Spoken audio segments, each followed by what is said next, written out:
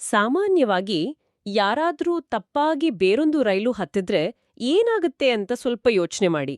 ಅಂದ್ರೆ ಮುಂದಿನ ಸ್ಟೇಷನ್ ಬರ್ತಿದ್ದಾಗೆ ಗಾಬ್ರಿಯಿಂದ ಇಳಿದು ಬಿಡ್ತಾರೆ ಅಲ್ವಾ? ತಪ್ಪು ದಾರಿ ಅಂತ ಗೊತ್ತಾದ ತಕ್ಷಣ ಅಲ್ಲಿಂದ ಹೇಗಾದ್ರೂ ಮಾಡಿ ಹೊರಬರ್ಬೇಕು ಅನ್ನೋದೇ ಎಲ್ಲರ ಮೊದಲ ಯೋಚನೆ ಆಗಿರುತ್ತೆ. ಹೌದೌದು, ಸಹಜ. ನಮಗೂ ಆ ರೈಲಿಗೂ ಆ ಪ್ರಯಾಣಕ್ಕೂ ಯಾವುದೇ ಸಂಬಂಧ ಇಲ್ಲ ಅನ್ನೋ ಭಾವನೆ ಮೂಡುತ್ತೆ. ನಮ್ಮ ಗುರಿ ಬೇರೆ ಕಡೆ ಇರುವಾಗ ಆ ಕ್ಷಣದ ಆತಂಕ ನಮ್ಮನ್ನ ಅಲ್ಲಿಂದ ತಪ್ಪಿಸಿಕೊಳ್ಳುವಂತೆ ಮಾಡುತ್ತೆ, ಖಂಡಿತ. ಹ್ಮ್ ಆದ್ರೆ ಆಕಸ್ಮಿಕವಾದಿ ರೈಲು ಹತ್ತಿದ ವ್ಯಕ್ತಿಯೊಬ್ಬರು ಇದು ತಾನು ಹೋಗ್ಬೇಕಾದ ದಾರಿಯಲ್ಲ ಅಂತ ಗೊತ್ತಿದ್ರೂ ಕೆಳಗಿಳಿಯೋ ಬದಲು ಆ ಇಡೀ ರೈಲನ್ನ ತಾನೇ ಚಲಾಯಿಸಲು ಕಲಿತು ಹೊಸ ಹಳಿಗಳನ್ನ ನಿರ್ಮಿಸಿ ಕೊನೆಗೆ ಆ ಪ್ರಯಾಣದಲ್ಲಿರುವ ಎಲ್ಲರಿಗೂ ಮಾರ್ಗದರ್ಶಕರಾದ್ರೆ ಹೇಗಿರುತ್ತೆ? ಜಸ್ಟ್ ಕಲ್ಪಿಸ್ಕೊಳ್ಳಿ. ವಾವ್, ಅದೊಂದು ಅದ್ಭುತವಾದ ರೂಪಾಂತರ ಅಂತಾನೆ ಹೇಳ್ಬೋದು. ಒಬ್ಬ ಅನಿರೀಕ್ಷಿತ, ಇಷ್ಟವಿಲ್ಲದ ಪ್ರಯಾಣಿಕನಾಗಿದ್ದವರು ಅಂತಿಮವಾಗಿ ಇಡೀ ಪಯಣದ ದಿಕ್ಸೂಚಿಯಾಗೋದು ನಿಜಕ್ಕೂ ರೋಚಕವಾದ ವಿಷಯ. ಈ ಬಣ್ಣದ ಲೋಕಕ್ಕೆ ಬಂದು ನಂತರ ಅದನ್ನೇ ತಪಸ್ಸಾಗಿಸಿಕೊಂಡು ಕೊನೆಯಲ್ಲಿ ಎಲ್ಲವನ್ನೂ ಮೀರಿ ಆಧ್ಯಾತ್ಮಿಕ ಗುರುವಾಗಿ ಬದಲಾದ ಡಾಕ್ಟರ್ ವಿಷ್ಣುವರ್ಧನ್ ಅಂದ್ರೆ ಅಂದಿನ ಸಂಪತ್ ಕುಮಾರ್ ಅವರ ಆಂತರಿಕ ಪಯಣವನ್ನ ನಾವಿವತ್ತು ಅರ್ಥ ಮಾಡ್ಕೊಳ್ಳಿದ್ದೇವೆ. ಖಂಡಿತ. ಈ ಪಯಣದ ಆರಂಭವೇ ಬಹಳ ಕುತೂಹಲಕಾರಿಯಾಗಿದೆ ನೋಡಿ. ಮೈಸೂರಿನಲ್ಲಿ ಹುಟ್ಟಿದ ಸಂಪತ್ ಕುಮಾರ್ ಅವರಿಗೆ ಬಾಲ್ಯದಲ್ಲಿ ಚಿತ್ರರಂಗದ ಗೊಟ್ಟಿ ಆಸಕ್ತಿನೇ ಇರಲಿಲ್ಲ. ಶಾಲೆಗೆ ಚಕ್ಕರ್ ಹೊಡೆದು ಟಾಂಗಾದಲ್ಲಿ ತಿರುಗಾಡುವ ಹವ್ಯಾಸ ಅವರಿಗಿತ್ತು. ಓಹೋ, ಟಾಂಗಾದಲ್ಲಿ ತಿರುಗಾಡೋದಾ? ಹೌದು. ಮತ್ತವರ ಕನಸೇನಾಗಿತ್ತು ಅಂದ್ರೆ ತಮ್ಮ ಅಜ್ಜನಂತೆ ಪೊಲೀಸ್ ಆಗಬೇಕು ಅಥವಾ ಸೇನೆಗೆ ಸೇರ್ಬೇಕು ಅನ್ನೋದು. ಮಿಲಿಟರಿಯ ಶಿಸ್ತು ಮತ್ತು ಆ ಸಮವಸ್ತ್ರದ ಬಗ್ಗೆ ಅವರಿಗೆ ಅಪಾರವಾದ ಸೆಳೆತ ಇತ್ತು. ಸೈನ್ಯಕ್ಕೆ ಸೇರಬೇಕೆಂದಿದ್ದ ಯುವಕ ಬಣ್ಣದ ಲೋಕಕ್ಕೆ ಬಂದಿದ್ದು ನಿಜಕ್ಕೂ ಒಂದು ದೊಡ್ಡ ತಿರುವಲ್ವಾ? 1972ರಲ್ಲಿ ಖ್ಯಾತ ನಿರ್ದೇಶಕ ಪುಟ್ಟಣ್ಣ ಕಣ್ಗಾಲ್ ಅವರ ನಾಗರಹಾವು ಚಿತ್ರದ ರಾಮಾಚಾರಿ ಪಾತ್ರದ ಮೂಲಕ ಅವರು ಚಿತ್ರರಂಗಕ್ಕೆ ಕಾಲಿಟ್ರು. ಪುಟ್ಟಣ್ಣ ಕಣ್ಗಾಲ್ ಅವರೇ ಅವರಿಗೆ ವಿಷ್ಣುವರ್ಧನ್ ಅಂತ ನಾಮಕರಣ ಮಾಡಿದ್ದು. ನಿಜ. ಆದರೆ ಆರಂಭದಲ್ಲಿ ಅವರಿಗೆ ಕಲೆಯ ಬಗ್ಗೆ ಯಾವುದೇ ಗಂಭೀರತೆ ಇರಲಿಲ್ಲ. ಏನ್ ಗೊತ್ತಾ, ಗಾಂಧಿ ಬಜಾರ್ನಲ್ಲಿ ನಡೆಯುವಾಗ ಹುಡುಗಿಯರು ತನ್ನನ್ನು ನೋಡಿ ಗುರುತಿಸಬೇಕು ಅನ್ನೋ ಒಂದು ಮುಗ್ಧ ಆಸೆ ಮಾತ್ರ ಅವ್ರಿಗಿತ್ತು. ವಾ, ಕೇವಲ ಜನಪ್ರಿಯತೆಯ ಆಸೆಯಿಂದ ಬಂದವರು ಆಮೇಲೆ ಇಷ್ಟೊಂದು ಪ್ರಾಮಾಣಿಕತೆಯಿಂದ ಕಲೆಯೊಡನೆ ಹೇಗೆ ಬೆರೆದು ಹೋದ್ರು ಅನ್ನೋದು ಆಶ್ಚರ್ಯ ತರುತ್ತೆ. ಇದು ಹೇಗಿದೆ ಅಂದ್ರೆ, ಕೇವಲ ಪಾರ್ಟಿಯಲ್ಲಿ ಚೆನ್ನಾಗಿ ಕಾಣಬೇಕು ಅಂತ ಜಿಮ್ಗೆ ಸೇರಿದ ವ್ಯಕ್ತಿಯೊಬ್ಬ ಅದೇ ಶ್ರದ್ಧೆಯಿಂದ ಒಲಿಂಪಿಕ್ ಕ್ರೀಡಾಪಟುವಾಗಿ ಬದಲಾದಂತೆ. ಹೌದು. ಇಲ್ಲಿ ನಾವು ನಟನೆ ಎಂಬ ಪ್ರಕ್ರಿಯೆಯ ಆಳವನ್ನ ಅರ್ಥ ಮಾಡ್ಕೋಬೇಕು. ನಟನೆ ಎಂಬುದು ಕೇವಲ ಕ್ಯಾಮೆರಾ ಮುಂದಿನ ಪ್ರದರ್ಶನ ಅಲ್ಲ, ಅದೊಂದು ಆಂತರಿಕ ಶೋಧನೆ. ಬೇರೆ ಬೇರೆ ಪಾತ್ರಗಳನ್ನ ಜೀವಿಸುವಾಗ ಮನುಷ್ಯನ ಸಂವೇದನೆಗಳು ವಿಸ್ತಾರವಾಗ್ತವೆ. ವಿಷ್ಣುವರ್ಧನ್ ಅವರ ವಿಷಯದಲ್ಲಿ ಅದೇ ಆಗಿದ್ದು. ಅಂದ್ರೆ ನಟನೆ ಅವರನ್ನ ಬದಲಾಯಿಸ್ತು ಅಂತೀರಾ? ಖಂಡಿತ. ಒಮ್ಮೆ ಈ ವೃತ್ತಿಯನ್ನ ಒಪ್ಕೊಂಡ ಮೇಲೆ ನಾನು ಕಠಿಣ ಪರಿಶ್ರಮಿ ಅಲ್ಲ, ಆದ್ರೆ ಪ್ರಾಮಾಣಿಕ ಕೆಲಸಗಾರ ಅಂತ ಅವರೇ ತಮ್ಮ ಬದ್ಧತೆಯನ್ನ ರೂಪಿಸ್ಕೊಂಡ್ರು. ಈ ಪ್ರಾಮಾಣಿಕತೆ ಹೇಗಿತ್ತು ಅಂದ್ರೆ, ಮಹಿಳೆಯರನ್ನ ಕೀಳಾಗಿ ಕಾಣುವ ಯಾವುದೇ ಪಾತ್ರಗಳನ್ನ ಅವರು ಎಂದಿಗೂ ಒಪ್ಕೊಳ್ಳಿಲ್ಲ. ಕೇವಲ ಆಕರ್ಷಣೆಗೆ ಬಂದವರು ತಮ್ಮ ಪಾತ್ರಗಳ ಮೂಲಕ ಸಮಾಜಕ್ಕೆ ಕೊಡುವ ಸಂದೇಶದ ಬಗ್ಗೆ ಅಷ್ಟು ಎಚ್ಚರಿಕೆ ವಹಿಸಿದ್ದು ನಿಜಕ್ಕೂ ಅವರ ಪ್ರಬುದ್ಧತೆಯನ್ನು ತೋರಿಸುತ್ತೆ. ಹೌದು. ಮತ್ತೆ ಈ ಪ್ರಬುದ್ಧತೆ ಕೇವಲ ಕ್ಯಾಮೆರಾ ಆನ್ ಇದ್ದಾಗ ಮಾತ್ರ ಸೀಮಿತವಾಗಿರಲಿಲ್ಲ. ಅವರ ವೃತ್ತಿಪರತೆಯು ಸಹನಟರಿಗೆ ಮತ್ತು ಹೊಸಬರಿಗೆ ಮಾರ್ಗದರ್ಶನ ನೀಡುವ ಪೋಷಕ ಗುಣವಾಗಿ ಬದಲಾಯಿತು. ಒಂದು ರೀತಿಯಲ್ಲಿ ಇಡೀ ಚಿತ್ರರಂಗದ ದೊಡ್ಡಣ್ಣನಂತೆ ಅವರು ಬೆಳೆದರು. ಅವರ ಈ ಪೋಷಕ ಗುಣದ ಬಗ್ಗೆ ಸಾಕಷ್ಟು ಅದ್ಭುತವಾದ ಉದಾಹರಣೆಗಳಿವೆ. ನಿರ್ಮಾಪಕ ದ್ವಾರಕೀಶ್ ಅವರ ವಿಚಾರವನ್ನೇ ತೆಗೆದುಕೊಳ್ಳಿ. ಅವರು ಹಿಂದಿ ಚಿತ್ರವೊಂದನ್ನ ಮಾಡಿ ಭಾರಿ ನಷ್ಟ ಅನುಭವಿಸಿ ಆರ್ಥಿಕವಾಗಿ ಕುಸಿದು ಹೋಗಿದ್ರು. ಆ ಸಮಯದಲ್ಲಿ ಆಪ್ತಮಿತ್ರ ಚಿತ್ರದಲ್ಲಿ ನಟಿಸುವ ಮೂಲಕ ವಿಷ್ಣುವರ್ಧನ್ ಅವರು ದ್ವಾರಕೀಶ್ ಅವರನ್ನ ಆರ್ಥಿಕ ಸಂಕಷ್ಟದಿಂದ ಪಾರು ಮಾಡಿದರು. ಕೇವಲ ಆರ್ಥಿಕ ಸಹಾಯವಷ್ಟೇ ಅಲ್ಲ, ನೈತಿಕ ಮತ್ತು ಮಾನಸಿಕ ಬೆಂಬಲವನ್ನ ನೀಡುವಲ್ಲಿ ಅವರು ಸದಾ ಮುಂದಿದ್ರು. ನಟಿ ವಿನಯಾ ಪ್ರಸಾದ್ ಅವರ ಜೀವನದ ಆ ದುರಂತ ಘಟನೆಯನ್ನೊಮ್ಮೆ ನೆನಪಿಸ್ಕೊಳ್ಳಿ. ತುಂಬಿದ ಮನೆ ಚಿತ್ರದ ಸಮಯದ ಘಟನೆ ಅಲ್ವಾ? ಹೌದು. ಆ ಚಿತ್ರದ ಚಿತ್ರೀಕರಣ ನಡೀತಿದ್ದಾಗ ವಿನಯಾ ಪ್ರಸಾದ್ ಅವರ ಪತಿ ನಿಧನರಾದರು. ಚಿತ್ರೀಕರಣದ ಸೆಟ್ನಲ್ಲಿ ಒಬ್ಬ ವ್ಯಕ್ತಿ ಇಂಥ ಭಾರೀ ವೈಯಕ್ತಿಕ ದುರಂತವನ್ನ ಎದುರಿಸಿದಾಗ ಇಡೀ ವಾತಾವರಣ ಸ್ತಬ್ಧವಾಗುತ್ತೆ. ಆ ಇಡೀ ಚಿತ್ರೀಕರಣದ ಅವಧಿಯಲ್ಲಿ ವಿಷ್ಣುವರ್ಧನ್ ಅವರು ವಿನಯಾ ಪ್ರಸಾದ್ ಅವರಿಗೆ ನೀಡಿದ ನೈತಿಕ ಬೆಂಬಲ, ಅವರನ್ನ ಆ ಆಘಾತದಿಂದ ಹೊರತರಲುಪಟ್ಟ ಶ್ರಮ ಅಸಾಧಾರಣವಾದದ್ದು. ಅಷ್ಟೇ ಅಲ್ಲ, ಸಹನಟರ ಆಂತರಿಕ ಭಯವನ್ನ ಹೋಗಲಾಡಿಸುವ ಮನೋವೈದ್ಯನಂತೆಯೂ ಅವರು ಕೆಲಸ ಮಾಡುತ್ತಿದ್ರು ಅಂತ ಕೇಳಿದ್ದೀನಿ. ಆಪ್ತರಕ್ಷಕ ಚಿತ್ರದ ವೇಳೆ ನಟ ಅವಿನಾಶ್ ಅವರೆಡೆ ನೀರಿನಲ್ಲಿ ಬೀಳುವ ದೃಶ್ಯವೊಂದಿತ್ತು. ಆ ದೃಶ್ಯದ ಬಗ್ಗೆ ಅವಿನಾಶ್ ಅವರಿಗೆ ವಿಪರೀತ ಭಯವಿತ್ತು. ಅಂದ್ರೆ ಒಂದ್ ರೀತಿಯ ಫೋಬಿಯಾ. ನಿಜ. ಇದನ್ನ ಗಮನಿಸಿದ ವಿಷ್ಣುವರ್ಧನ್ ಅವರು ಆ ಭಯವನ್ನ ಹೋಗಲಾಡಿಸಲು ಕೇವಲ ಸಾಂತ್ವನೆ ಹೇಳಲಿಲ್ಲ, ಬದಲಾಗಿ ಆ ಸೆಟ್ನಲ್ಲಿ ಪೂಜೆ ಮಾಡಿಸಿದರು. ಓಹೋ, ಭಯ ಹೋಗ್ಲಾಡಿಸೋಕೆ ಪೂಜೆ ಮಾಡಿಸಿದ್ರಾ? ಹೌದು. ಆ ಮೂಲಕ ಅವಿನಾಶ್ ಅವರ ಮನಸ್ಸಿನಲ್ಲಿ ಒಂದು ಧನಾತ್ಮಕ ಶಕ್ತಿಯನ್ನ ತುಂಬಿ ಕೊನೆಗೆ ಆ ದೃಶ್ಯವನ್ನ ಸುರಕ್ಷಿತವಾಗಿ ಈಜುಗೊಳದಲ್ಲಿ ಚಿತ್ರೀಕರಿಸುವಂತೆ ನೋಡಿಕೊಂಡ್ರು. ಇದು ಅವರ ಸೂಕ್ಷ್ಮತೆಯನ್ನ ಎತ್ತಿ ತೋರಿಸುತ್ತೆ. ಒಬ್ಬ ನಟನಿಗೆ ತನ್ನ ಸಹನಟ ಕಂಫರ್ಟಬಲ್ ಆಗಿಲ್ಲ ಅಂದ್ರೆ ತಕ್ಷಣವೇ ಅದನ್ನ ಗುರ್ತಿಸಿ ಸರಿಪಡಿಸುವ ಗುಣ ಅವರಲ್ಲಿತ್ತು. ಮತ್ತು ಅವರು ಅತ್ಯುತ್ತಮ ಸಂಧಾನಕಾರರೂ ಆಗಿದ್ರು ಅಲ್ವಾ? ಬಳ್ಳಾರಿ ನಾಗ ಚಿತ್ರದ ಸಮಯದಲ್ಲಿ ನಿರ್ಮಾಪಕ ಕೆ. ಮಂಜು ಮತ್ತು ನಿರ್ದೇಶಕ ದಿನೇಶ್ ಬಾಬು ನಡುವೆ ದೊಡ್ಡ ಜಗಳವಾಗಿ ಚಿತ್ರೀಕರಣವೇ ನಿಲ್ಲುವ ಹಂತಕ್ಕೆ ಬಂದಾಗ ಇಬ್ರನ್ನು ಕೂರಿಸಿ ಸಂಧಾನ ಮಾಡಿದ್ರು. ಕೆ. ಮಂಜು ಅವರೇ ಹೇಳುವಂತೆ ಅವರಂಥ ಒರಟು ಸ್ವಭಾವದವರನ್ನ ಶಿಸ್ತಿಗೆ ತರುವ ಏಕೈಕ ವ್ಯಕ್ತಿ ವಿಷ್ಣುವರ್ಧನ್ ಆಗಿದ್ರು. ಖಂಡಿತ. ಹೊಸಬರಿಗೂ ಅಷ್ಟೇ. ನಟಿ ಭಾವನಾ ಅವರಿಗೆ ಅವರು ಹೇಳಿದ ಮಾತು ನೋಡಿ, ಉದ್ಯಮದಲ್ಲಿನ ನಿಮ್ಮ ನಡವಳಿಕೆಯು ನೀವು ಬಂದ ಹಿನ್ನೆಲೆಯನ್ನ ಅವಲಂಬಿಸಿರುತ್ತೆ ಅಂತ. ಇದು ಕೇವಲ ವೃತ್ತಿಪರ ಸಲಹೆ ಅಲ್ಲ, ಇದೊಂದು ಬದುಕಿನ ಪಾಠ. ನೋಡಿ, ಒಂದೆಡೆ ಮಾನಸಿಕ ಸಲಹೆಗಾರ, ಇನ್ನೊಂದೆಡೆ ಸಂಧಾನಕಾರ, ಮತ್ತೊಂದೆಡೆ ಹಿರಿಯಣ್ಣ. ಇಷ್ಟೆಲ್ಲ ಭಾರವನ್ನ ಒಬ್ಬ ವ್ಯಕ್ತಿ ನಿಭಾಯಿಸ್ತಿದ್ದರು. ಆದ್ರೆ ಎಲ್ಲರ ಕಷ್ಟಗಳಿಗೆ ಸ್ಪಂದಿಸ್ತಿದ್ದ ಈ ನಟನಿಗೆ ಚಿತ್ರರಂಗದಲ್ಲಿ ಅನಿರೀಕ್ಷಿತವಾಗಿ ಒಂದು ಬಹುದೊಡ್ಡ ವಿವಾದ ಎದುರಾಯಿತು.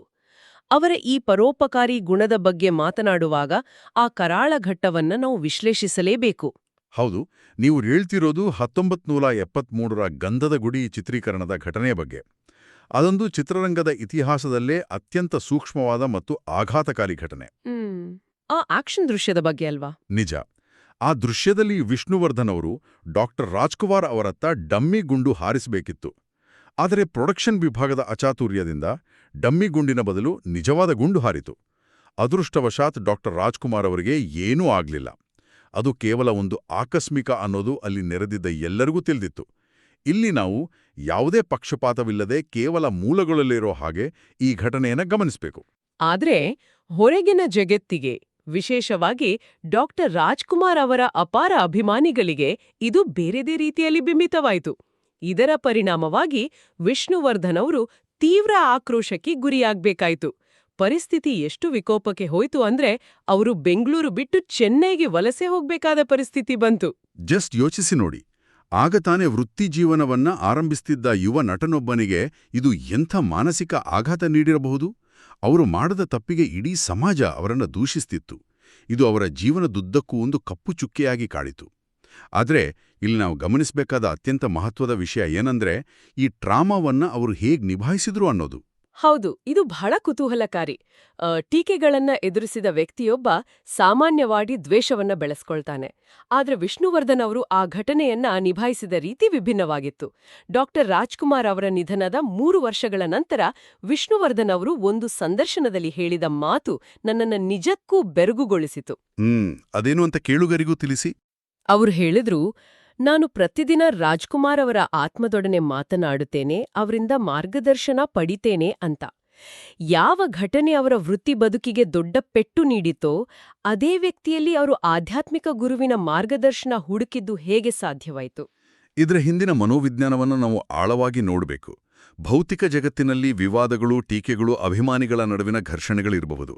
ಆದರೆ ವಿಷ್ಣುವರ್ಧನ್ ಅವರು ಈ ಎಲ್ಲ ಹೊರಗಿನ ಗದ್ದಲಗಳನ್ನ ಮೀರಿ ರಾಜ್ಕುಮಾರ್ ಅವರೊಂದಿಗಿನ ತಮ್ಮ ಸಂಬಂಧವನ್ನ ಆಧ್ಯಾತ್ಮಿಕ ನೆಲೆಗೆ ಕೊಂಡೊಯ್ದರು. ವಾಹ್! ಅಂದ್ರೆ ಅದೊಂದು ಆಂತರಿಕ ಕ್ಷಮಾಪಣೆ ಅನ್ಬಹುದಾ? ಖಂಡಿತವಾಗಿಯೂ. ಆ ಆತ್ಮದ ಜೊತೆಗಿನ ಸಂಭಾಷಣೆ ಅನ್ನೋದು ತಮ್ಮೊಳಗಿನ ನೋವನ್ನ ಶಮನ ಮಾಡಿಕೊಳ್ಳಲು ಮತ್ತು ಆ ಘಟನೆಯ ಸುತ್ತಮುತ್ತಲಿದ್ದ ನಕಾರಾತ್ಮಕತೆಯನ್ನ ಸಂಪೂರ್ಣವಾಗಿ ಅಳಿಸಿ ಹಾಕಲು ಅವರು ಕಂಡುಕೊಂಡ ದೈವಿಕ ಮಾರ್ಗ. ಇದು ಅವರ ಅಧ್ಯಾತ್ಮದ ಬೆಳವಣಿಗೆಯ ಅತಿ ದೊಡ್ಡ ಸಂಕೇತ. ಮತ್ತು ಈ ನಂಬಿಕೆ ರಾಜ್ಕುಮಾರ್ ಅವರ ಕುಟುಂಬದವರಾದ ಪಾರ್ವತಮ್ಮ, ರಾಘವೇಂದ್ರ ಮತ್ತು ಶಿವರಾಜ್ ಕುಮಾರ್ ಅವರು ಅತ್ಯಂತ ಗೌರವದಿಂದ ಸ್ವೀಕರಿಸಿದರು ಎನ್ನುವುದು ಇನ್ನೊಂದು ಸುಂದರವಾದ ವಿಚಾರ. ಇಬ್ಬರು ದಿಗ್ಗಜರ ನಡುವೆ ಭೌತಿಕವಾಗಿ ಏನೇ ಅಂತರವಿದ್ರೂ ಆಧ್ಯಾತ್ಮಿಕವಾಗಿ ಅದೊಂದು ಶುದ್ಧವಾದ ಬಾಂಧವ್ಯವಾಗಿತ್ತು. ಹೌದು. ಇಂತಹ ಬಿರುಗಾಳಿಗಳನ್ನ ಎದುರಿಸುವ ಆಂತರಿಕ ಸ್ಥೈರ್ಯ ಅವರಿಗೆ ಬರಲು ಅವರ ಗಟ್ಟಿಮುಟ್ಟಾದ ಕೌಟುಂಬಿಕ ಹಿನ್ನೆಲೆಯೂ ಪ್ರಮುಖ ಕಾರಣ. ಅವರು ತಮ್ಮ ವೃತ್ತಿಜೀವನದ ಗದ್ದಲೆಗಳನ್ನ ಎಂದಿಗೂ ಮನೆಯ ಹೊಸ್ತಿಲೊಳಗೆ ತರುತ್ತಿರಲಿಲ್ಲ. ಅವರ ವೈಯಕ್ತಿಕ ಬದುಕಿನ ಕೆಲವು ಚಿತ್ರಣಗಳನ್ನು ನೋಡಿದ್ರೆ ಇದು ಸ್ಪಷ್ಟವಾಗುತ್ತೆ. ವಿವಾಹದ ಸಮಯದಲ್ಲಿ ನಟಿ ಭಾರತಿಯವರು ವಿಷ್ಣುವರ್ಧನ್ಗಿಂತ ದೊಡ್ಡ ಸ್ಟಾರ್ ಆಗಿದ್ರು. ಆದ್ರೆ ಅವರ ದಾಂಪತ್ಯ ಜೀವನ ಅತ್ಯಂತ ಮಧುರವಾಗಿತ್ತು. ಭಾರತಿಯವರೇ ಒಮ್ಮೆ ಹೇಳಿದಂತೆ ವಿಷ್ಣುವರ್ಧನ್ ಸ್ವಲ್ಪ ಪೊಸೆಸಿವ್ ಸ್ವಭಾವ ಹೊಂದಿದ್ರಂತೆ. ಓಹೋ, ಪೊಸೆಸಿವ್ ಅಂದ್ರೆ ಯಾವ ರೀತಿ? ಪಾರ್ಟಿಗಳಲ್ಲಿ ಭಾರತೀಯವರ ಬಳಿ ಯಾರಾದ್ರೂ ಬಂದು ಮಾತನಾಡಿಸಿದ್ರೆ ದೂರದಿಂದಲೇ ಗಮನಿಸ್ತಿದ್ದ ವಿಷ್ಣುವರ್ಧನ್ ಮೆಲ್ಲನೆ ಬಂದು ಭಾರತೀಯವರ ಹೆಗಲ ಮೇಲೆ ಪ್ರೀತಿಯಿಂದ ಕೈ ಹಾಕಿ ನಿಲ್ಲುತ್ತಿದ್ದರಂತೆ. ಇದನ್ನ ಕಲ್ಪಿಸ್ಕೊಂಡ್ರೇನೆ ಬಹಳ ಮುದ್ದಾಗಿ ಅನ್ಸುತ್ತೆ. ಇದು ಅವರ ನಿಷ್ಕಲ್ಮಶ ಪ್ರೀತಿಯನ್ನ ತೋರಿಸುತ್ತೆ. ಇದು ಅವರ ವ್ಯಕ್ತಿತ್ವದ ಇನ್ನೊಂದು ಮುಖ ನೋಡಿ. ತೆರೆಯ ಮೇಲೆ ಆಕ್ಷನ್ ಹೀರೋ ಆಗಿದ್ರು, ಮನೆಯಲ್ಲಿ ಅವರ ಅತ್ಯಂತ ಕಾಳಜಿಯುಳ್ಳ ಶಿಸ್ತಿನ ಕುಟುಂಬಸ್ಥರಾಗಿದ್ರು. ಅವರಿಗೆ ಮಕ್ಕಳಿಲ್ದೇ ಕಾರಣ ಕೀರ್ತಿ ಮತ್ತು ಶ್ಲೋಕ ಎಂಬ ಇಬ್ರು ಹೆಣ್ಮಕ್ಕಳನ್ನ ದತ್ತು ಪಡೆದರು. ಆದರೆ ಇದನ್ನವರು ಪಬ್ಲಿಸಿಟಿಗಾಗಿ ಎಂದಿಗೂ ಬಳಸ್ಕೊಳ್ಳಿಲ್ಲ. ಹೌದು, ಮತ್ತು ಅವರ ಪಿತೃತ್ವದ ಶೈಲಿ ಎಷ್ಟು ಕಟ್ಟುನಿಟ್ಟಾಗಿತ್ತು ಅಂದ್ರೆ ಆ ಸೂಪರ್ ಸ್ಟಾರ್ ಮಕ್ಕಳಿಗೆ ತಿಂಗಳಿಗೆ ಸಿಗ್ತಿದ್ದದ್ದು ಕೇವಲ ₹150 ಪಾಕೆಟ್ ಮನಿ. ಇದು ನಿಜಕ್ಕೂ ಆಶ್ಚರ್ಯಕರ. ಕೋಟ್ಯಾಂತರ ರೂಪಾಯಿ ಸಂಪಾದಿಸುವ ನಟನ ಮಕ್ಕಳು ಬಸ್ ಪಾಸ್ ಬಳಸಿ ಸಾಮಾನ್ಯರಂತೆ ಪ್ರಯಾಣಿಸಬೇಕಿತ್ತು. ಖಂಡಿತ. ಅವರು ಮಕ್ಕಳನ್ನ ಬೆಳೆಸಿದ ರೀತಿ ಅತ್ಯಂತ ಸರಳವಾಗಿತ್ತು. ಮುಂಜಾನೆ 5 ಗಂಟೆಗೆ ಮಕ್ಕಳನ್ನೆಬ್ಬಿಸಿ ಓದಲು ಕೂರಿಸುತ್ತಿದ್ದ ಕಟ್ಟುನಿಟ್ಟಿನ ತಂದೆಯಾಗಿದ್ರು ಅವರು. ತೆರೆ ಮೇಲೆ ಸಿಂಹದಂತೆ ಗರ್ಜಿಸುವ ಸಾಹಸ ಸಿಂಹ ಮನೆಯಲ್ಲಿ ತಮ್ಮ ಮಕ್ಕಳ ಓದಿನ ಮೇಲೆ ನಿಗಾ ಇಡಲು ಎಕ್ಸಾಮ್ ಹಾಲಲ್ಲಿ ಇನ್ವಿಜಿಲೇಟರ್ ಕೂರೋ ಹಾಗೆ ಕುಳಿತಿರ್ತಿದ್ದ ದೃಶ್ಯವನ್ನ ಕಲ್ಪಿಸ್ಕೊಂಡ್ರೆ ಒಮ್ಮೆ ನಗು ಬರುತ್ತೆ. ಆದ್ರೆ ಇದು ಅವರು ವಾಸ್ತವಕ್ಕೆ ಎಷ್ಟು ಹತ್ತಿರವಾಗಿದ್ರು ಅನ್ನುವುದನ್ನ ತೋರಿಸುತ್ತೆ. ಆ ವಾಸ್ತವದ ಅರಿವು ಅವರಿಗೆ ಸದಾ ಇರುತ್ತಿತ್ತು. ಮೌಲ್ಯಗಳನ್ನು ಅವರು ಎಷ್ಟು ಆಳವಾಗಿ ನಂಬಿದ್ರು ಎನ್ನುವುದಕ್ಕೆ ಅವರ ಮಗಳ ಮದುವೆಯ ಪ್ರಸಂಗವೇ ಸಾಕ್ಷಿ. ರಂಗಭೂಮಿ ಹಿನ್ನೆಲೆಯಿಂದ ಬಂದ ಅನಿರುದ್ಧ ಜತ್ಕರ್ ಅವರೊಡನೆ ಮಗಳ ಮದುವೆನೇ ನಿಶ್ಚಯಿಸುವಾಗ ನಡೆದ ಘಟನೆ ಕೇಳಿದ್ರೆ ನೀವು ಆಶ್ಚರ್ಯಪಡ್ತೀರಾ. ಏನ್ ನಡ್ತು ಅಲ್ಲೇ? ಅನಿರುದ್ಧ್ ಅವರು ತಾವು ಮಧ್ಯಮ ವರ್ಗದವರು, ಐಷಾರಾಮಿ ಜೀವನ ನೀಡಲು ಸಾಧ್ಯವಿಲ್ಲ ಎಂದಾಗ ವಿಷ್ಣು ಅವರು ಹೇಳಿದ ಮಾತು ಅದ್ಭುತವಾಗಿದೆ. ನಮ್ಮ ಜೇಬಿನಲ್ಲಿ ಎಷ್ಟಿದೆ ಎಂದು ನಾವು ನೋಡುವುದಿಲ್ಲ, ಎದೆಗುಂಡಿಗೆ ಎಷ್ಟಿದೆ ಅಂದ್ರೆ ಹೃದಯ ಎಷ್ಟಿದೆ ಎಂದು ನೋಡುತ್ತೇವೆ ಎಂದರು. ವಾ, ಅವರ ಈ ದೊಡ್ಡ ಗುಣಕ್ಕೆ ಇನ್ನೊಂದು ಉದಾಹರಣೆ ಎಂದರೆ, ಒಮ್ಮೆ ಧರ್ಮಸ್ಥಳದ ವೀರೇಂದ್ರ ಹೆಗ್ಗಡೆಯವರು ಆಶೀರ್ವದಿಸಿ ವಿಷ್ಣುವರ್ಧನ್ ಅವರಿಗೆ ಒಂದು ಚಿನ್ನದ ಸರವನ್ನ ಹಾಕಿದಾಗ ತಕ್ಷಣವೇ ಅದನ್ನ ತೆಗೆದು ತಮ್ಮ ಅಳಿಯ ಅನಿರುದ್ಧ್ ಕುರಳಿಗೆ ಹಾಕಿದರು. ತಮಗೆ ಸಿಕ್ಕ ಆಶೀರ್ವಾದ ಮುಂದಿನ ಪೀಳಿಗೆಗೆ ಸಿಗಲಿ ಎಂಬ ನಿಷ್ಕಲ್ಮಶ ಭಾವನೆ ಅವರದಾಗಿತ್ತು. ಮನೆಯೊಳಗಿನ ಈ ಸರಳತೆ ಮತ್ತು ಶಿಸ್ತನ್ನ ಅವರು ಸಮಾಜದತ್ತ ಒಯ್ದದ್ದು ಅವರ ಸಂಗೀತ ಪ್ರೇಮದ ಮೂಲಕ. ಹೌದು. ವಿಷ್ಣುವರ್ಧನ್ ಅವರು ಉತ್ತಮ ಗಾಯಕರಾಗಿದ್ದರು ಎನ್ನುವುದು ನಮಗೆಲ್ಲ ಗುರ್ತು. ಮೋಜುಗಾರ ಸೊಗಸುಗಾರ ಚಿತ್ರದ ಕನ್ನಡವೇ ನಮ್ಮಮ್ಮ ದಂತಹ ಅದ್ಭುತ ಹಾಡುಗಳನ್ನು ಅವರು ಹಾಡಿದ್ದಾರೆ. ಆದರೆ ಸಂಗೀತವನ್ನ ಅವರು ಕೇವಲ ಒಂದು ಕಲೆಯಾಗಿ ನೋಡದೆ ಸಮುದಾಯವನ್ನ ಬೆಸೆಯುವ ಸಾಧನವಾಗಿ ಬಳಸಿದರು. ಸಾಮಾನ್ಯವಾಗಿ ಸೂಪರ್ ಸ್ಟಾರ್ಗಳು ಫೌಂಡೇಶನ್ ಅಥವಾ ಪ್ರೊಡಕ್ಷನ್ ಹೌಸ್ ಕಟ್ತಾರೆ. ಆದರೆ ಇವರು ತಮ್ಮ ಆಪ್ತ ಮಿತ್ರ ಜನಕ್ ಮದಾನ್ ಅವರೊಂದಿಗೆ ಸೇರಿ ಸ್ನೇಹಲೋಕ ಕರಾಒಕೆ ಕ್ಲಬ್ ಪ್ರಾರಂಭಿಸಿದ್ರು. ಈ ಕರಾಒಕೆ ಕ್ಲಬ್ ಎಂಬ ಕಲ್ಪನೆಯೇ ಬಹಳ ವಿಶಿಷ್ಟವಾಗಿದೆ. ನಿಜ. ಕರಾಒಕೆ ಅಂದ್ರೇನ ಒಂದು ಮುಕ್ತ ವೇದಿಕೆ ಅಲ್ವಾ? ಹೌದು. ಅಲ್ಲಿ ನಾವು ತಪ್ಪುಗಳೊಂದಿಗೆ ಹಾಡಬಹುದು. ಧ್ವನಿ ಏರುಪೇರಾದರೂ ಯಾರೂ ಜಡ್ಜ್ ಮಾಡುವುದಿಲ್ಲ. ಇಲ್ಲಿ 10ನೇ ತರಗತಿಯ ಸಂಕೇತ ಪ್ರಕಾಶ್ನಿಂದ ಹಿಡಿದು ವಯೋವೃದ್ಧರವರೆಗೂ ಎಂದರೂ ಸಮಾನವಾಗಿ ಬೆರೆಯುತ್ತಿದ್ದರು.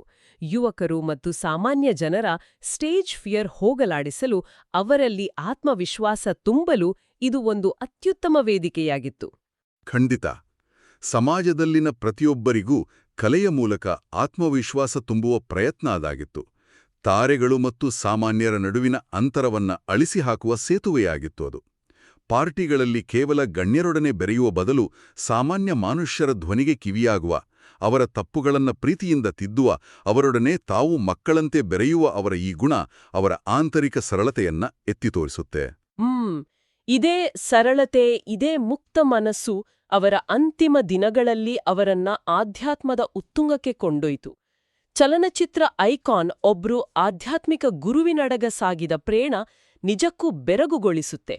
ಬನ್ನಂಜೆ ಗೋವಿಂದಾಚಾರ್ಯರ ಶಿಷ್ಯರಾಗಿದ್ದ ಅವರು ಕೇವಲ ಹಿಂದೂ ಗ್ರಂಥಗಳಷ್ಟೇ ಅಲ್ಲ, ಭಗವದ್ಗೀತೆ ಮತ್ತು ಕುರಾನ್ನಂತಹ ಪವಿತ್ರ ಗ್ರಂಥಗಳ ಆಳವಾದ ಅಧ್ಯಯನದಲ್ಲಿ ತಮ್ಮನ್ನ ತೊಡಗಿಸಿಕೊಂಡಿದ್ರು. ಆಗಾಗ ಮೌನವ್ರತವನ್ನ ಆಚರಿಸ್ತಿದ್ರು. ಈ ಹಂತದಲ್ಲಿ ಅವರು ಭೌತಿಕ ಆಸೆಗಳಿಂದ, ಯಶಸ್ಸು ಮತ್ತು ಖ್ಯಾತಿಯ ಹಂಗಿನಿಂದ ಸಂಪೂರ್ಣವಾಗಿ ಹೊರಬಂದಿದ್ರು. ಅವರ ಆಲೋಚನಾ ಲಹರಿ ಎಷ್ಟು ಪ್ರಬುದ್ಧವಾಗಿತ್ತು ಅಂದ್ರೆ, ಒಂದು ಮಾತನ್ನ ಹೇಳ್ತೀನಿ ಕೇಳಿ. ಅಜ್ಞಾನದಿಂದ ದುಃಖ, ದುಃಖದಿಂದ ರೋಗ, ರೋಗದಿಂದ ಭಯ ಹುಟ್ಟುತ್ತದೆ. ಭಯ ಬಂದಾಗ ಇಡೀ ದೇಹ ವಿಷವಾಗುತ್ತದೆ. ವಾ, ಎಂಥ ಆಳವಾದ ಮಾತು. ಹೌದು, ಮತ್ತು ಪ್ರತಿದಿನ ಕಣ್ಣು ಮುಚ್ಚಿ ನಮ್ಮ ಒಳಗೆ ನಾವು ನೋಡ್ಕೋಬೇಕು. ಬೆಳಗ್ಗೆಯಿಂದ ಸಂಜೆವರೆಗೂ ನಮ್ಮ ದೇಹ ನಮಗಾಗಿ ಮಾಡುವ ಕೆಲಸಗಳಿಗೆ ನಾವು ಕೃತಜ್ಞರಾಗಿರಬೇಕು ಅಂತ ಅವರು ಹೇಳ್ತಿದ್ರು. ಲಿದ್ದಮು. ಅವರ 200ನೇ ಚಿತ್ರ ಆಪ್ತರಕ್ಷಕದ ಚಿತ್ರೀಕರಣದ ವೇಳೆಗೆ ಅವರ ಆರೋಗ್ಯ ಕ್ಷೀಣಿಸುತ್ತಿತ್ತು. ಆದ್ರೂ ಅವರು ಅತ್ಯಂತ ಸಂತೋಷದಿಂದ, ಯಾವುದೇ ಕೊರಗೂ ಇಲ್ಲದೆ ನೆಮ್ಮದಿಯಾಗಿದ್ದರು ಎಂದು ಅವರ ಕುಟುಂಬಸ್ಥರು ಸ್ಮರಿಸುತ್ತಾರೆ. ನಿಜ. ಆ ದೈಹಿಕ ನೋವುಗಳನ್ನ ಮೀರಿ ನಿಲ್ಲುವ ಶಕ್ತಿ ಅವರಿಗೆ ಅಧ್ಯಾತ್ಮದಿಂದ ಸಿಕ್ಕಿತ್ತು. ಅವರು ನಟಿಸಿದ ಕೊನೆಯ ಚಿತ್ರ ಆಪ್ತರಕ್ಷಕ. ಆದರೆ ನಿಜ ಜೀವನದಲ್ಲಿ ಅವರು ತಮ್ಮನ್ನು ತಾವು ರಕ್ಷಿಸಿಕೊಳ್ಳಲು ಆಧ್ಯಾತ್ಮವನ್ನ ತಮ್ಮ ಆಪ್ತರಕ್ಷಕನನ್ನಾಗಿ ಮಾಡಿಕೊಂಡಿದ್ರು. ಹೌದು ಹೌದು. ಜಗತ್ತಿನ ಕಣ್ಣಿಗೆ ಅವರು ಅಂದಿಗೂ ಸೂಪರ್ ಸ್ಟಾರ್ ಆಗಿ ಕಾಣುತ್ತಿದ್ರೆ, ಅವರ ಅಂತರಂಗದಲ್ಲಿ ಅವರು ಒಬ್ಬ ಸನ್ಯಾಸಿಯಂತೆ ಬದುಕ್ತಿದ್ರು. ಎಲ್ಲದರಲ್ಲೂ ಇದ್ದುಕೊಂಡೇ ಯಾವುದಕ್ಕೂ ಅಂಟಿಕೊಳ್ಳದ ಒಂದು ಸ್ಥಿತಿಯನ್ನ ಅವರು ತಲುಪಿದ್ರು. ಈ ಸಂಪೂರ್ಣ ವಿಶ್ಲೇಷಣೆಯನ್ನ ನಾವು ಒಟ್ಟುಗೂಡಿಸಿ ನೋಡೋದಾದ್ರೆ ಇದೊಂದು ಅಸಾಮಾನ್ಯವಾದ ರೂಪಾಂತರ. ಒಲ್ಲದ ಮನಸ್ಸಿನಿಂದ ಬಣ್ಣ ಹಚ್ಚಿದ ಹುಡುಗನೊಬ್ಬ ತನ್ನ ಕಾಯಕವನ್ನ ಶ್ರದ್ಧೆಯಿಂದ ಪ್ರೀತಿಸಿ ಉದ್ಯಮದಲ್ಲಿ ನೊಂದವರಿಗೆ ಆಸರೆಯಾಗಿ, ಕುಟುಂಬವನ್ನ ಸರಳವಾಗಿ ಮುನ್ನಡೆಸಿ, ಅಂತಿಮವಾಗಿ ತನಗೆ ಎದುರಾದ ಅಪಖ್ಯಾತಿ ಮತ್ತು ನೋವುಗಳೆಲ್ಲವನ್ನೂ ಆಧ್ಯಾತ್ಮಿಕತೆಯ ಮೂಲಕ ಗೆದ್ದು ಬಂದ ಒಂದು ಅಪರೂಪದ ಯಾನ ಇದು. ಖಂಡಿತ. ಆರಂಭದಲ್ಲಿ ಕೇವಲ ಹುಡುಗಿಯರು ತನ್ನನ್ನು ಗುರುತಿಸ್ಲಿ ಅಂತ ಆಸೆಪಟ್ಟ ಯುವಕ ಕೊನೆಗೆ ಕಣ್ಣು ಮುಚ್ಚಿ ತನ್ನೊಳಗೆ ತಾನು ನೋಡಿಕೊಳ್ಳುವ, ಇಡೀ ಸಮಾಜಕ್ಕೆ ತನ್ನ ಬದುಕಿನ ಮೂಲಕವೇ ಮಾರ್ಗದರ್ಶನ ನೀಡುವ ದಾರ್ಶನಿಕನಾಗಿ ಬೆಳೆದಿದ್ದು ಒಂದು ವಿಸ್ಮಯ. ಈ ಚರ್ಚೆಯನ್ನ ಮುಕ್ತಾಯಗೊಳಿಸುವ ಮುನ್ನ ಒಂದು ಅಚ್ಚರಿಯ ಹಾಗೂ ಆಳವಾದ ವಿಚಾರವನ್ನ ನಾನು ಕೇಳುಗರ ಮುಂದಿಡಲು ಬಯಸುತ್ತೇನೆ. ವಿಷ್ಣುವರ್ಧನ್ ಅವರಿಗೆ ಪ್ರಜಾಪ್ರಭುತ್ವದ ಎಲೆಕ್ಷನ್ ವ್ಯವಸ್ಥೆಗಿಂತ ಸೆಲೆಕ್ಷನ್ ವ್ಯವಸ್ಥೆಯ ಮೇಲೆ ಹೆಚ್ಚು ಒಲವಿತ್ತು. ಓಹೋ, ಸೆಲೆಕ್ಷನ್ ವ್ಯವಸ್ಥೆ ಅಂದ್ರೆ? ಅಂದ್ರೆ ಗದ್ದಲ ಮತ್ತು ಪ್ರಚಾರಗಳ ಮೂಲಕ ಆರಿಸಲ್ಪಡುವುದಕ್ಕಿಂತ ಅರ್ಹತೆಯ ಆಧಾರದ ಮೇಲೆ ಆಯ್ಕೆಯಾಗುವುದು ಹೆಚ್ಚು ಸೂಕ್ತ ಎಂಬ ನಂಬಿಕೆ ಅವರದಾಗಿತ್ತು. ಆದರೆ ಅವರು ತಮ್ಮ ಈ ಕ್ರಾಂತಿಕಾರಕ ವಿಚಾರಗಳನ್ನ ಎಂದಿಗೂ ಸಾರ್ವಜನಿಕವಾಗಿ ಯಾರ ಮೇಲೂ ಹೇರಲು ಹೋಗಲಿಲ್ಲ. ಬಹುಶಃ ವಿವಾದಗಳಿಂದ, ಅಹಂಕಾರದಿಂದ ತುಂಬಿರುವ ಈ ಪ್ರಪಂಚದಲ್ಲಿ ಸಾರ್ವಜನಿಕವಾಗಿ ಮೌನವಾಗಿರುವುದು ಮತ್ತು ವೈಯಕ್ತಿಕವಾಗಿ ಆಧ್ಯಾತ್ಮಿಕವಾಗಿ ಎತ್ತರಕ್ಕೇರುವುದು ಒಬ್ಬ ಸೂಪರ್ ಸ್ಟಾರ್ ಮಾರಬಹುದಾದ ಅತಿದೊಡ್ಡ ಕ್ರಾಂತಿಯೇತ್ತೇ? ಇದೊಂದು ಅತ್ಯಂತ ಪ್ರಬಲವಾದ ಪ್ರಶ್ನೆ. ಸದಾ ಪ್ರಚಾರ ವಿವಾದಗಳಲ್ಲಿ ತೇಲಾಡುವ ಈ ಜಗತ್ತಿನಲ್ಲಿ ಒಬ್ಬ ಮೇರು ನಟ ತನ್ನದೇ ಆದ ಮೌನದ ಗೂಡಿನಲ್ಲಿ ಇಷ್ಟೊಂದು ದೊಡ್ಡ ಕ್ರಾಂತಿಯನ್ನ ಸಾಧಿಸಿದ್ದು ನಿಜಕ್ಕೂ ಆಲೋಚಿಸಬೇಕಾದ ವಿಷಯ. ಈ ಆಳವಾದ ಚಿಂತನೆಯನ್ನ ಹಾಗೆ ಉಳಿಸುತ್ತಾ ನಾವು ಆರಂಭದಲ್ಲಿ ಹೇಳಿದ ಆ ರೈಲಿನ ಕಥೆಯನ್ನೊಮ್ಮೆ ನೆನಪಿಸಿಕೊಳ್ಳಿ. ಆಕಸ್ಮಿಕವಾಗಿ ರೈಲು ಹತ್ತಿದ ಆ ಯುವಕ ಕೇವಲ ಆ ರೈಲನ್ನ ಚಲಾಯಿಸುವುದನ್ನಷ್ಟೇ ಕಲಿಯಲಿಲ್ಲ, ಆ ಪ್ರಯಾಣದಲ್ಲಿ ಜೊತೆಯಾದ ಪ್ರತಿಯೊಬ್ಬರಿಗೂ ಆ ಪ್ರಯಾಣವನ್ನ ಹೇಗೆ ಆನಂದಿಸಬೇಕು ಅಂತ ಕಲಿಸಿಕೊಟ್ರು. ಕೊನೆಗೆ ಯಾವುದೇ ಅಹಂಕಾರವಿಲ್ಲದೆ ಅತ್ಯಂತ ಪ್ರಶಾಂತವಾಗಿ ತಮ್ಮದೇ ಆದ ನಿಲ್ದಾಣದಲ್ಲಿ ಯಾರಿಗೂ ಹೊರೆಯಾಗದಂತೆ ಇಳಿದು ಹೋದ್ರು. ಈ ಸುಂದರವಾದ ಪಯಣದ ನೆನಪಿನೊಂದಿಗೆ ಇಂದಿನ ನಮ್ಮ ಈ ಆಳವಾದ ವಿಶ್ಲೇಷಣೆಯನ್ನ ಮುಕ್ತಾಯಗೊಳಿಸುತ್ತಿದ್ದೇವೆ. ಕಲೆಯೆಂಬ ಪಯಣದಲ್ಲಿ ನಮ್ಮೊಳಗಿನ ಆಧ್ಯಾತ್ಮವನ್ನ ಹುಡುಕುವ ಪ್ರಯತ್ನ ನಮ್ಮೆಲ್ಲರದಾಗಲಿ.